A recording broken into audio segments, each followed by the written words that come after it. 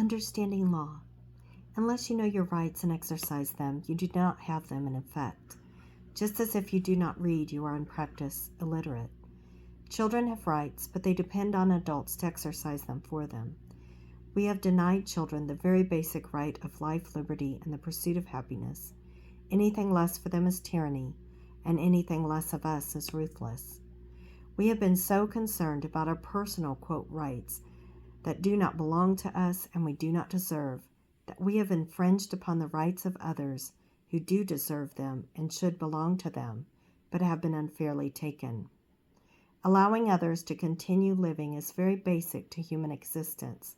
What we have experienced in our lifetime can be summed up in man's inhumanity to man, which will not look kindly upon us to future generations who are missing their siblings and our grandchildren.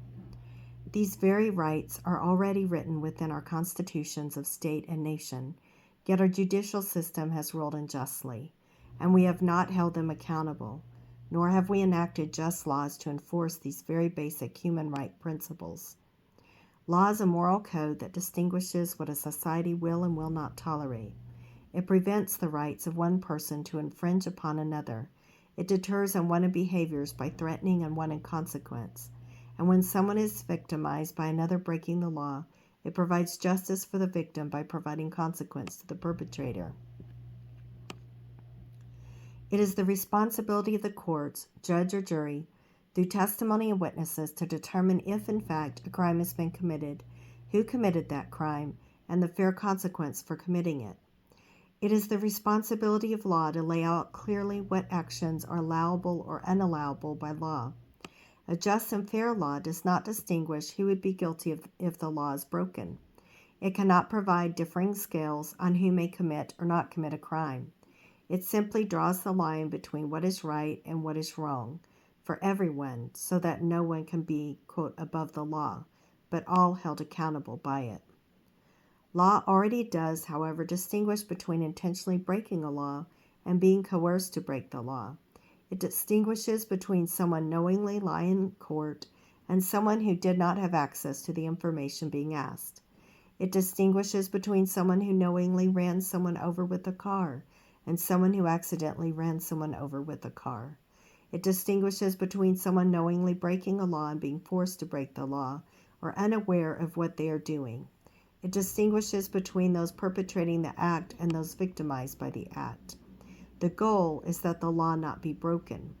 God opposes unjust laws. God hates and judges nations for injustice. It is unjust to condemn an innocent child to die. It would be unjust to determine that a mother is always or never guilty of a crime before knowing the circumstances surrounding her. We do know children have their lives unjustly taken. Though guaranteed the same inalienable rights that we have, they are denied theirs.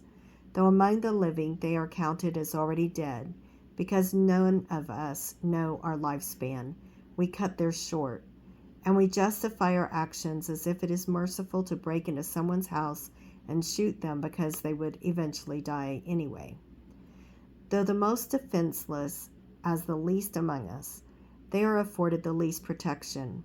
With the most potential, the most future, the most promise of any of us, they are forgotten as if they do not even exist, as if their faces and personalities, their joy and pain, their potential and their promise are not the future of the human race.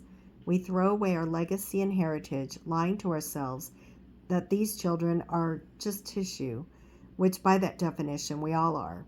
Mere mortals of tissue and bone, sinew and systems, organized around a beating heart and sensing like they are. Yet like a wrapped Christmas present under the tree, we discard them before opening them, before discovering who they would be.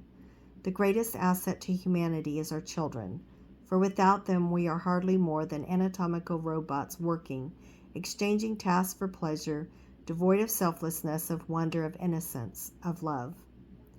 We can do better than abortion. Women deserve better than abortion. Killing children does not benefit their mothers.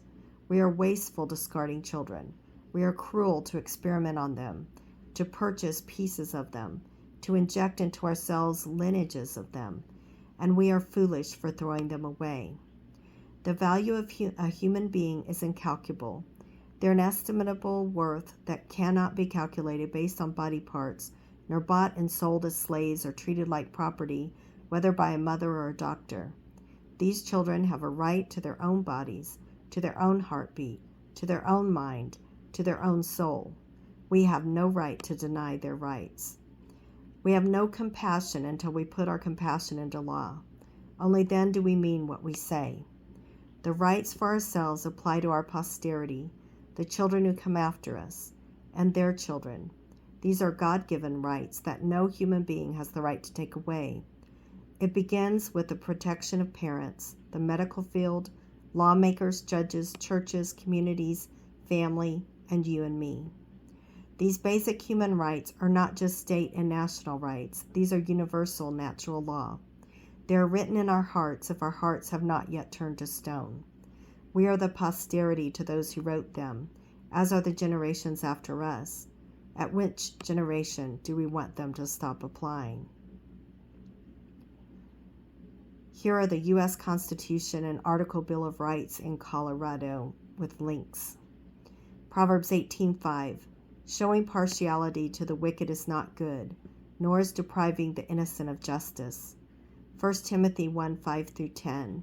We realize that law is not enacted for the righteous, but for the lawless and rebellious, for the ungodly and sinful, for the unholy and profane, for killers of father or mother, for murderers, for the sexually immoral, for homosexuals, for slave traders and liars, and perjurers, and for anyone else who is averse to sound teaching. Faye Barnhart is a life-affirming specialist and co-founder of the Colorado Life Initiative. She was a women's advocate for 19 years, served 4 pregnancy care centers in 2 states, including CEO of the largest pregnancy care center geographically in the United States, and served in a federal think tank on the co-occurrence of adult and child violence.